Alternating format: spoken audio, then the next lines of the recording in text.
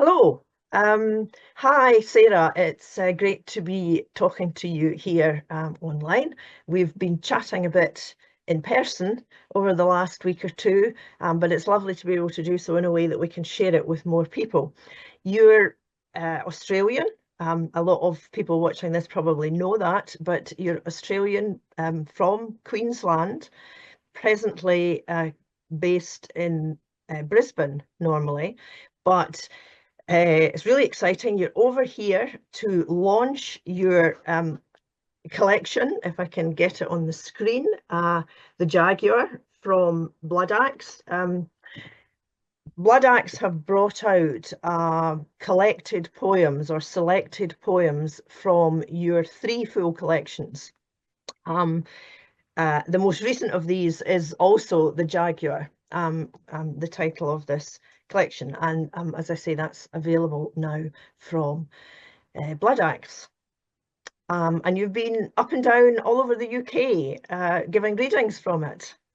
I have. It's been such a joy. Australian poets don't often migrate this far. So it's been really, really lovely. I've been here for about just on 4 weeks now, giving readings, and it's just been really wonderful to meet so many UK poets some of whose names I know, but have never met in person, and like you, some old friends as well. So it's been a real treat and a joy, and I'm very, very grateful to Neil at Bloodaxe, who's so good at paying attention to international poetry and bringing international poetry to the UK. So I feel really honoured and thrilled to be here.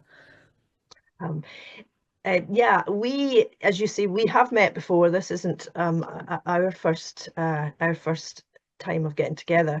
We met, first of all, I think about 9 years ago, something 9 or 10 years ago, in Bremen in Germany, Yes. at the Poetry on the Road festival there, both brought together by Regina Duke, the director.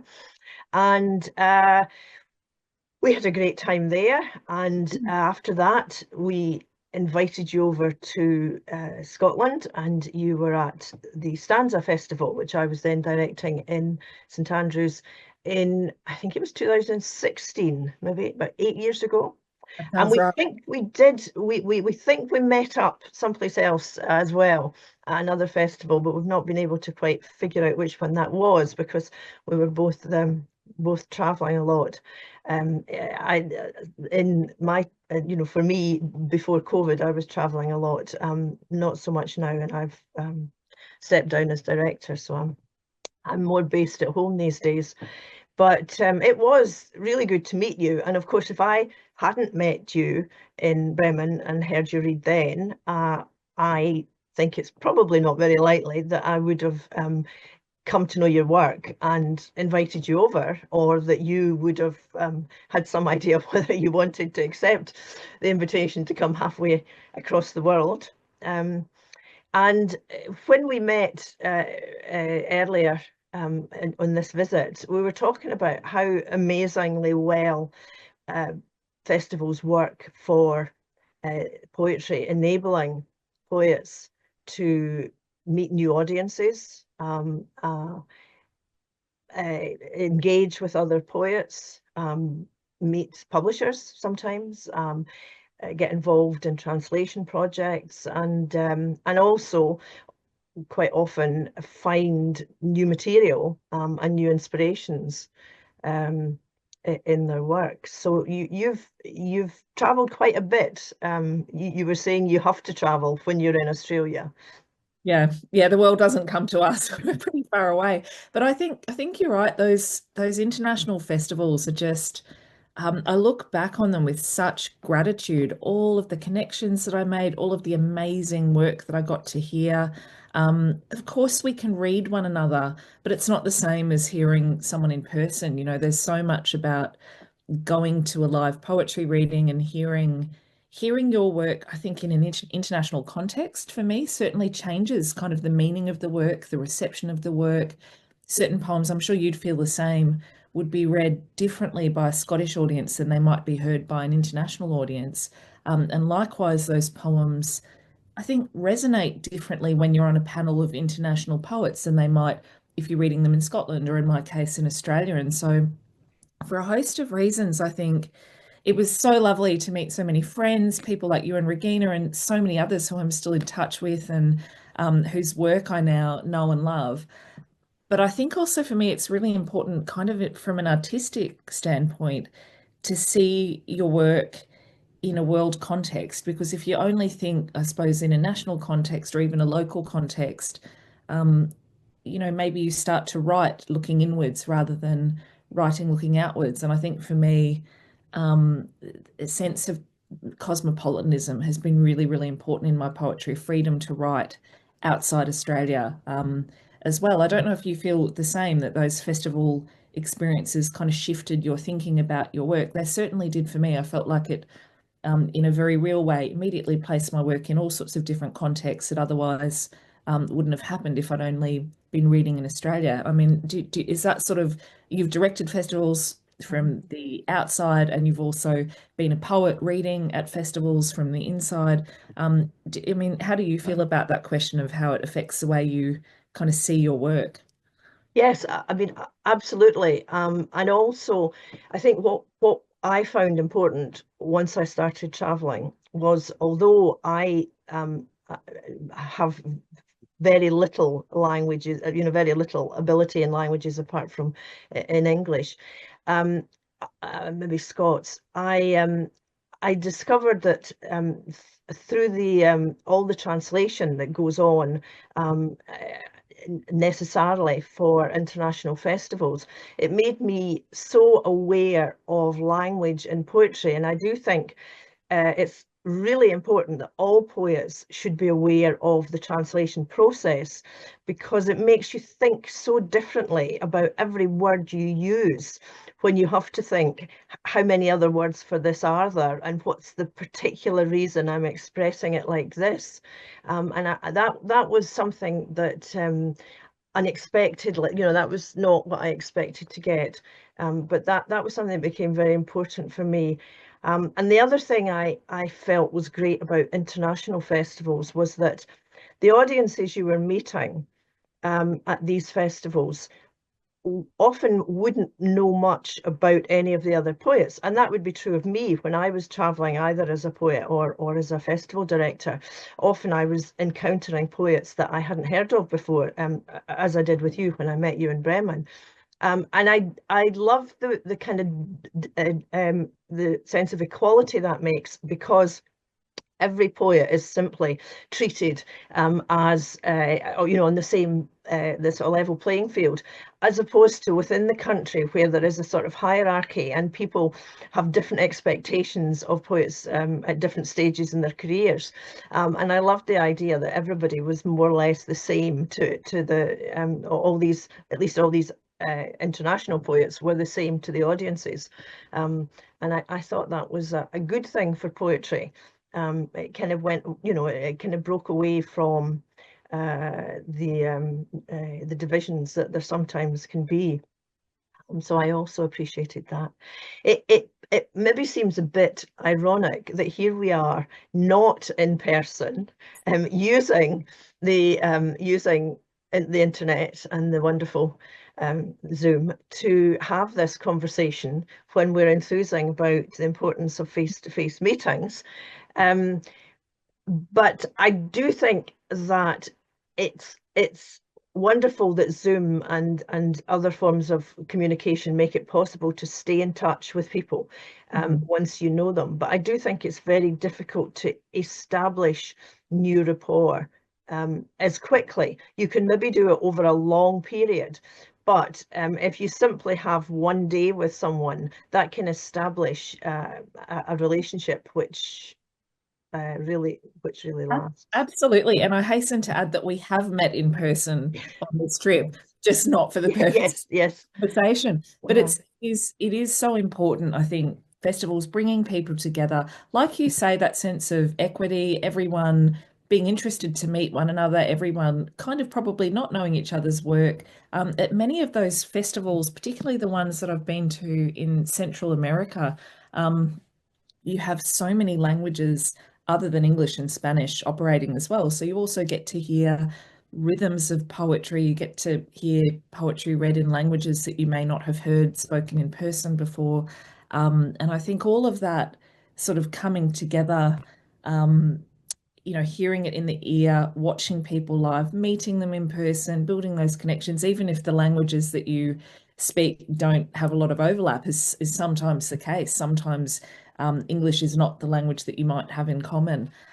It's a beautiful thing. And I wish on so many fronts that there were more funding for poetry, but particularly I think international engagement is just so critical, that poets can have that outside experience, have that experience of just being totally equal, not worried about the pecking order in their home country, anything like that, and just meeting on kind of common ground. It's a beautiful thing. And you created such a beautiful thing in Stanza. I felt like that was a gorgeous festival. Magical kinds of conversations. And I think the beautiful thing, not to digress, but the beautiful thing about poetry only festivals is that there can be really thoughtful programming about putting poets together in conversation, close engagement with their work. Whereas in other literary festivals that may have a little poetry component, that's not always the case. Sometimes it's just, oh, well, they're the poets we've invited, so we'll put them together. And I think the beautiful thing about poetry only festivals is they have that opportunity, to really make those meaningful connections between poets whose work speaks to it, to one another. Yes, And that's so I, beautiful stanza. although it doesn't necessarily work in favour of poetry festivals when it comes to funding, I love the fact that poetry festivals are not book festivals. Obviously, poetry festivals sell books, and books are important, but in more sort of conventional book festivals, the emphasis tends to be just on the book. Whereas I love at poetry festivals that you can have poets reading work in progress, or new poems that will be in my next book, Yeah. or going back to read some of their old poems, which are favourites. It's not just about the most recent published work, and I think that enables it to be a much deeper kind of experience when you're hearing a poet. And the other thing that I think poetry festivals have, when we're talking about internationally, is that I can certainly listen to poetry in a language that I don't know in a way that I could not sit and listen to someone simply reading a bit of a novel in a language I didn't know, because there's a performance, there's a musical aspect, and it's just amazing to listen at. I always remember one poet, a Polish poet in Berlin one year, and he whispered into the microphone in this plosive way. I had no idea what his poem was about, but it was just amazing that this sense of the language that was coming in this whispering into the microphone. But yes, we are going to talk about your book, because that's what brought you over here. At one of the occasions when we did get face to face this year, earlier this week, was in Edinburgh at the Poetry Library, and one of the questions in very interesting question and answer session afterwards was about your use of metaphor, and you were explaining how, with regards to your most recent selection of poems from the Jaguar, you were trying to find unusual uses of metaphor, because these later poems are a lot of them are dealing with the experience of coping with your late father's ill health, and then his death. But you were trying to avoid the obvious type of metaphors to write about that. Would you like to explain a bit more? I mean, I think one of the poems particularly was the Giant Koi poem, and that would maybe explain what you were meaning. Yeah, I could read the poem and then talk a little bit if Yes, you'd like please to do. read it. Yes. So my father is a giant koi. My father is at the bottom of a pond, perfecting the art of the circle. He is guiding the mottled zeppelin of his body in a single unceasing turn, like a monorail running on greased steel, like an ice skater swerving on a blade. His scales are lava and ember, dappled with carbon. His tail a luxurious Japanese fan. He is so far beneath the green skin of duckweed, he cannot make me out, or I him. What he knows is shrinking into round facts, days like mossed stones, each the same weight, spears of water hyacinth rising around him like jaguars, reek of peat. He has been down there for years, ancient god of the dark, keeper of the single koan, moving in currents only he can sense, fluent as a windsock. He surfaces 3 times a day when the nurse brings a tray, cold blanched carrot and beef, white sauce fillet of whiting, pound cake. He cannot trust the scratched headlamps of his eyes, so he navigates by feel, angling his huge whiskered head mouth first towards the fork, weaving like an adder, charmed by smoke. Then he bites down to find the world suddenly there again, solid as metal and bait.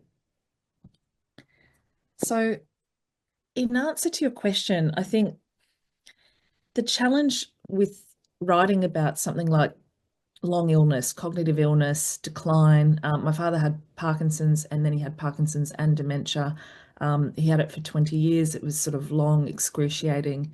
Um, I think the problem with that kind of trajectory is we have a really well-worn, shop-worn kind of way of talking about these illnesses, about going downhill, about not being yourself anymore, all of these kinds of cliches, which of course, you know, if we were just in conversation talking about it, those are the words I would use. But I think in the poem, you have to try and push beyond that to get to something real and actually poetic to kind of capture it. And I mean, that poem that I just read, in a way, is about the lure of metaphor. Metaphor is almost an escape. It's a poem that's throwing language at watching my father's days effectively being kind of circular, nothing changing. You know, he was in an aged care home in that setting. And there's something sort of horrifying about the idea that life won't improve and it's just going to sort of rotate on a 24-hour basis and every day being effectively the same. And so I think when I wrote that poem, I was starting with images of circling, of turning. And then I sort of got sort of stuck on image. It's actually a poem of mixed metaphors, if I were to describe it. So it's not a poem that takes one metaphor. It sort of takes many, many, many images, kind of one after the other, all of which is sort of quite seductive and beautiful, but of something kind of turning. But then I thought it was important in the midst of all of that poetic language to kind of have the sharp incursion of reality, you know, the cold blanched carrot and beef, the nurse, the reality of the space. So I think metaphor, it can be a sort of seduction to escape into metaphor, if you know what I mean. It's a way of not writing the thing as it is. It's a way of writing the thing transformed as something else. But I think part of my thinking about how to use metaphor um, was also that I was thinking quite a bit about, I suppose, if I can put it this way, the contradiction of Dad being this very kind of frail human animal in this very, very sterile environment, you know, that's all stark white walls, smell of disinfectant. You know, it's a very hospital kind of sterilely setting an aged care home. And yet there's these very vulnerable human beings, creatures in this setting. And so I thought a lot about our animal body, about the fact that we are part of the natural order of things, that a human dying is no different to an animal dying, that we have the same frailties, the same kind of mortality. And we deny that a lot. You know, we have this sort of fantasy of human exceptionalism, that we won't die, that that's something that happens to animals. And so I think if I can kind of wrangle all of that to what hopefully is a kind of coherent answer, it's that I had a vexed relationship with metaphor when thinking about Dad's illness, because I also wanted the poems to say it exactly as it was. But then I also felt compelled to reach outside, I suppose, the mundane and bring in images that would help, I suppose, um, imagine what I was seeing in a different way. So I think a lot of the poems have these outlandish kind of animal metaphors which have a kind of seduction to them, but then also the incursion of a sort of blunt reality, and the two things sit together, because that was indeed how I experienced watching Dad. You know, there were mundane times where you're just in a very sterile environment. Then the imagination wanders. When you spend a lot of time with someone ill, you have a lot of time on your hands to just sit, think, imagine, dream. And so I hope the poems kind of knit those things together. But yeah, metaphor it's complex, isn't it? It's not as simple as going, well, that's a great metaphor for that, and put a full stop at the end of that thought. It can do many things that are very seductive and beautiful, but too much metaphor, you end up sort of shying away from the reality of the thing. And I like my poems to have a bit of an anchor there as well, if that makes sense. Yes, and I think also um, it it makes it stays on the right side when you're dealing with someone else's life, that what you're writing about is your experience of their story, that you're not telling telling their story. You're it's your experience of their story. And the title poem, The Jaguar, um, that might well encourage readers to assume that this is another animal um, comparison that they're going to hear, but in fact it's that other kind of jaguar. Although the cover image is the animal one, but the poem is actually about your father's car, and the story of how he got that car. And I thought that was fascinating for several reasons, and it made what you were saying about it, and when I heard you read it before, made me realize how strange it is that the cars, motor vehicles, which have only been a part of the human experience for most people for probably less than 100 years, have assumed such a recurrent role in stories of people's difficulty giving up their independence. And I've experienced that with my elderly relatives who had Alzheimer's, and with a friend who was had another different terminal illness, and that the difficulty of giving up the keys of their car. Would you like to tell us about the story about the Jaguar, and let us hear the poem?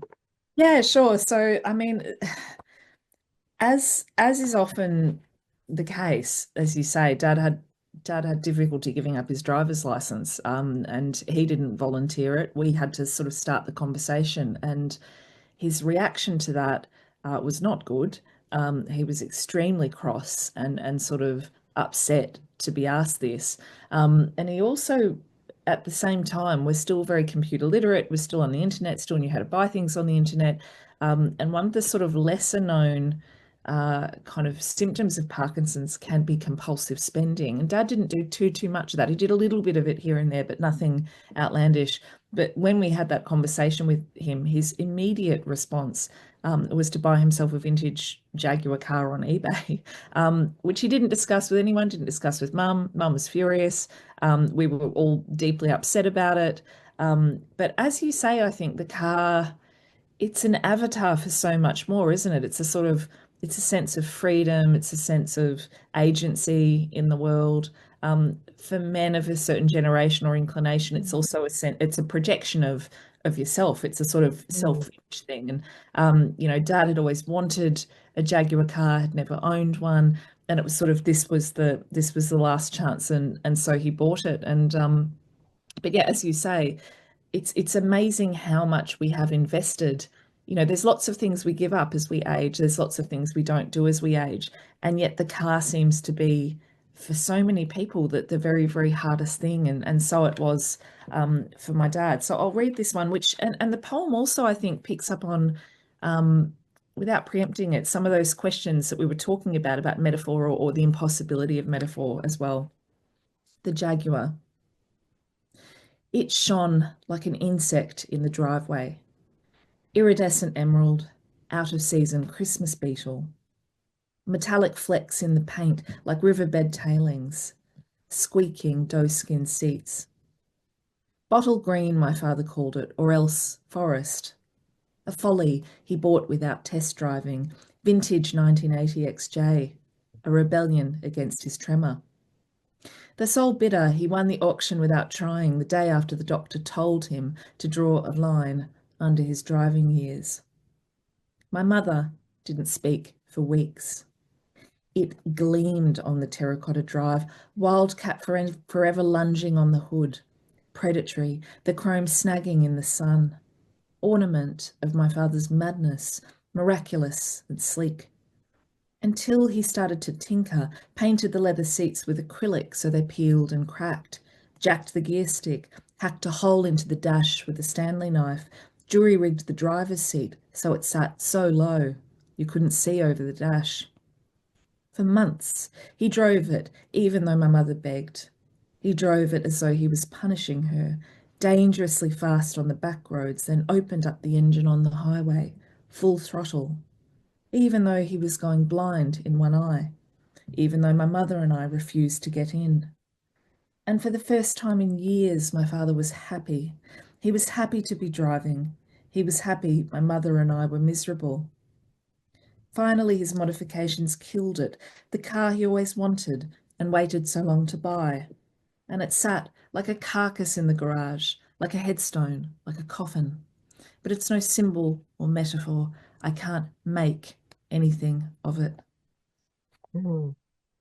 Yeah. And Eleanor, you've got a poem Um, also on this subject, don't you? It's the kind of resonant subject, the question of parents and driving. it is, yeah.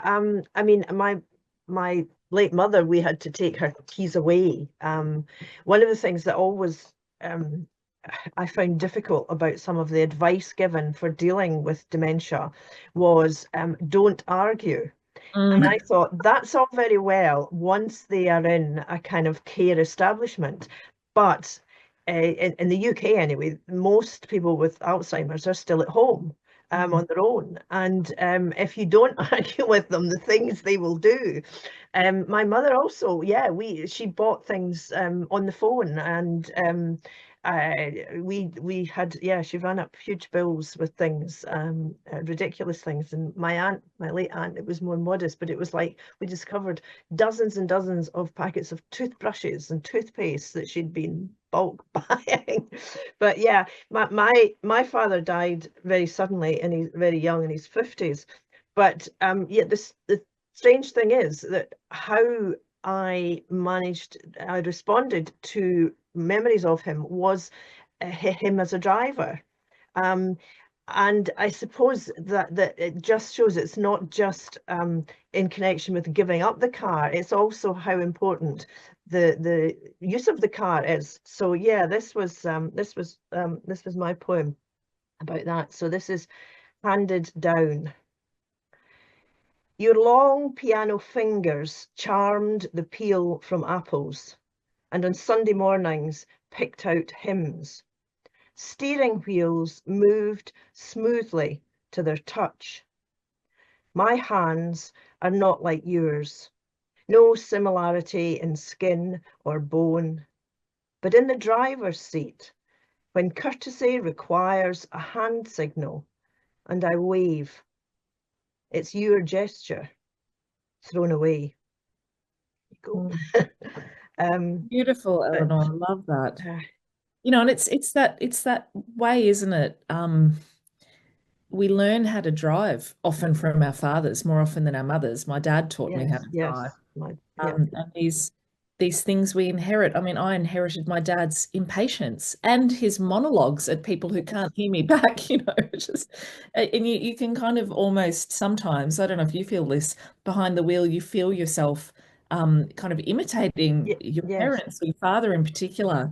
You know, dad had a fantastic insult when someone drove really, really badly. He'd say in a furious tone, "You're a scholar and a gentleman." Which, you know, I haven't quite said that, but other things I do catch Yes. myself, and I think, Yeah. you know, those echoes that we Yeah. inherit and kind of carry through. It's beautiful, beautiful poem. Yes, it is. I suppose it's yes, it's the modern age's um way of dealing with what in past ages might have been a more land-based, agricultural-based sense of what you were experiencing, passing on. But the other thing I was hoping we could talk about was where we came from, because although we are on different, but grew up on different opposite side of the world, both of us had a coastal experience, and that has appeared in a lot of your poems. I marked half a dozen quite easily when I was looking through, that all talk about beaches and the sea, not always locally, but it seems to have been something you were drawn to. So your upbringing was in a town with an interesting name in Queensland.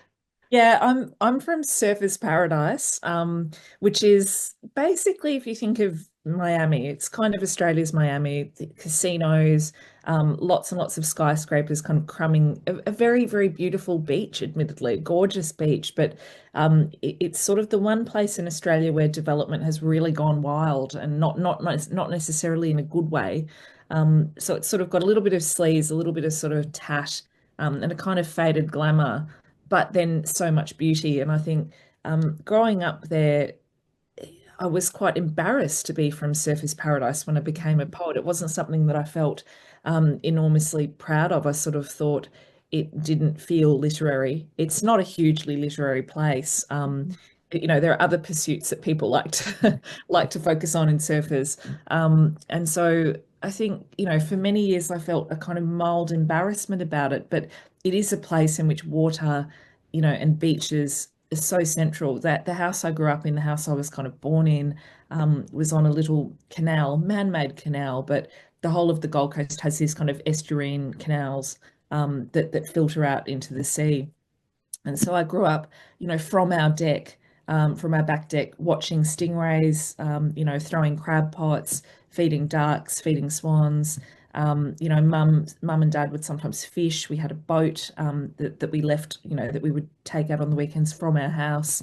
So this idea of water, and the kind of omnipresence of it in your life, you know, we had constantly from my bedroom window at night, if I had the window door open, I could hear mullet jumping and sort of smacking on the water when I was a child. So it's something I gravitate towards when I travel. If there's a river, I'm there. If there's you know, if I'm going somewhere and there's a beach, instantly that's where I'd like to be first. It sort of orients us, I think, in really kind of fundamental ways. And how about you? I mean, did you also grow up right by the water? My family moved to Fife, to Lower Largo, when I was 8, partly because of my asthma. I was very asthmatic, and the doctors had said that the family should move to the East Coast. So I've always been grateful for the fact that I did recover. I mean, some children do outgrow their asthma anyway, but I've always thanked the fourth the first, the fourth, and the sea for that. But I think for me, I was just at that age where moving to the sea just seemed such an impossible, amazing thing. And I always remember my father was a metallurgist at that point. He later changed career, but he was a metallurgist, and he got a job at the Methyl steel foundry. So we came through to look at houses, and my mother, as we were leaving, remembered that she had holidayed in London Links. So she said, well, we just have a go along there. So we drove along, and we went down to the beach, and it was at the end of November. It was kind of about this time of year. It wasn't holiday season, and the beach was very cold, but it was just this sense. And we saw a sign saying houses for sale, and they said, well, we'll go and look. And it just did feel, I cannot believe I'm actually moving to the seaside. It really did feel like something very special. And I don't know if I would have felt quite as attached if I had had it there all the time. I felt that the friends that I got to know, and one of the first things they did that summer was teach me how to swim. because they could all swim. And I kind of felt they just took it for granted a bit, whereas for me it was something special because we once had holidayed further along at Anstruther. And you know, I understood how lucky people would be if they actually lived there. So yeah, it always has been special. I've lived at different places round the Five Coasts, but I've never been far from the sea. And I think, as you say, if you have a connection with a sort of feature of landscape, wherever you go, you're aware of that. My late mother used to say it was hills because it was the Bathgate Hills that mattered to her. And when we moved to Fife, she liked being able to look at Largo Law and then different hills when she moved to different places. She always liked to have a kitchen window that looked up on a hill. But for me, it was always the sea looking out. And I think it's so interesting you say that you felt it was so precious when you moved there. I think actually what made me feel so connected to the sea was leaving. When I was 12, we moved to Colorado, and I lived in Colorado till I graduated high school in in Denver in America. And there's a little river, there's the Cherry Creek, but it's not like there's no ocean. It's a landlocked state, and Yes. the ocean and the water was the thing I missed the most. And I'd never lived near mountains. And so all of a sudden, everyone in Denver, you can see the mountains basically from everywhere, the Rocky Mountains. And so you'd just look and you'd know where you were, on a map. And that was the first time that I'd experienced, having that kind of landmark to constantly orient yourself.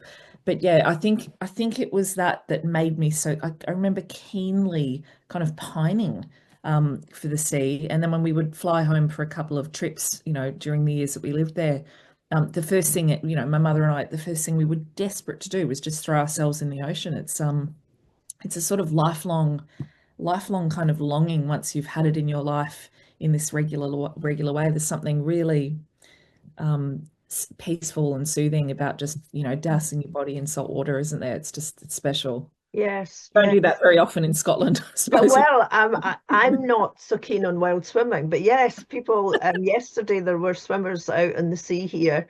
They're Wow. quite. We actually in Leven they had over the summer they organised what they said was a world record for the biggest linked swim, which meant Wow. people holding hands. And they got about 500. They'd hoped for thousands, but they got 500, which really was quite something. I don't think anyone else has done it, so they were able to say they had established we have established the record because nobody else had tried before. I think they're trying to be in the Guinness Book of Records. But yeah, it was quite something to see all these people out holding hands, linked this big long line, It's enjoying the for sea. context, it's very chilly while we're talking. I'm astonished that people even Yeah. brave souls. Yeah. Yeah, well, there are a lot. I have a lot of friends. I'm always people are trying to persuade me. I have to say, even when I'm in hot countries, I find the water cold. So, Oh, um, I'm not. I will paddle, but I mostly just like to go and stand and watch it, uh, yeah. rather than getting right in it. But yeah, it's always seemed to me a strange and sad thing that the seaside communities have become kind of depressed in the UK. That's a lot of the what were the holiday places, which Leven used to be as well. Still is a bit, but in the 70s, once package holidays took off and people started going to Spain and so on for the Mhm. holidays, these places became very depressed. But to me, the chance of living at the seaside should be enough to make it worthwhile, You'd and think so, wouldn't keep the you? communities vibrant, just because it's a great thing. So maybe we could finish up with you reading either your Paradise poem or one of your sea poems. Yeah, I might actually, now that you say that, now that we've talked about that, I might read a different one, Uh-huh. which is called Thalassography, if I can find it here. I've got it. Which is a sort of poem that touches on my relationship with oceans and travel, and this sense of being not entirely of one place or another, having spent a significant chunk of my life in the States living between. Thalassography. I have known these estuaries, the channels and canals, the backwaters that flush and eddy to the Pacific. I have skimmed that muddied slurry, felt the nip in the throat, where the salt in the air is the salt of the coast. I have tacked where the tide is incomplete. No rollers and breakers, only an ebb that rocks the wayfarers. A rush of silver, the gavel smack of mullet in the night. Mud crabs elbowing denwards under concrete slabs of boat ramps. I have stalked where herons stilt and spear baitfish in green afternoons. Cast crab pots in loose anemones to watch the black sonar spread. Tracked prawn trawlers on the Broadwater, crawling back in the lavender dawn. Then sat at the jetty's edge and shucked those tiger shells. Cast sucked heads back into the dark. Crushed muscles underfoot for the burn of sharpened chitin. Stepped where stingrays wallow and idle, shuffling their barbs, waiting to strike. I have spent half my life in low tide. Nights where I have not known if I am contracting or dragging out again, where the movement of the water is the movement of my mind, unending comings and goings of sounds and narrows, those entry points to my two continents. And my history is the history of currents, a canal small enough to catch a childhood in its net, water vast enough to divide a life. Beautiful. Well, thank you, Sarah, for that.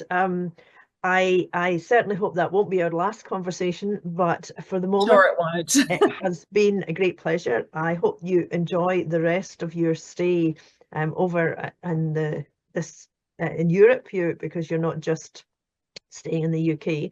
And for just a reminder, if I can catch I can hold it to help.